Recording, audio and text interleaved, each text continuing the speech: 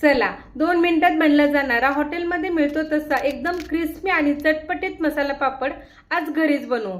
त्यासाठी काय करायचं, आपल्या घरामध्ये पापड असतो, पॅन गरम करायचं, पॅनला थोडंसं ब्रशने तेल लावून घेतलं आणि तेलावर असा हा पापड दोन्ही बाजून एकसारखा छान भाजून घ्यायचा। पापड तळला तर तो जास्त ऑइली होतो, त्यामुळे असा पॅन मध्ये कमी तेलामध्ये पापड छान कुरकुरीत करून घेतला आहे बघा। एका प्लेट मध्ये पापड ठेवला, पापडवर लाल मिरची आपल्या चवीनुसार घातली, त्यावर बारीक चिरलेला कांदा, टोमॅटो छान पसरवून घेतलं। तसंच काकडी सुद्धा मी इथे बारीक चिरून घेतली, ती सुद्धा याच्यावर घातली आणि कैरी आहे तर कैरी सुद्धा बारीक चिरून अशी घालून घेतली, त्यावर चाट मसाला छान फिरवून घेतला। आता कोथिंबीर बारीक चिरून अशी सगळीकडे छान पसरून घेतली, अर्ध्या लिंबाचा रसही घातला। आता शेवटी बारीक शेव सगळीकडे छान पसरून घ्यायची बघा। एकदम कुरकुरीत मसाला पापड इथे तयार झाला। या खायला आणि रेसिपी आवडली असेल तर लाईक करा, चॅनलला सबस्क्राईब करा।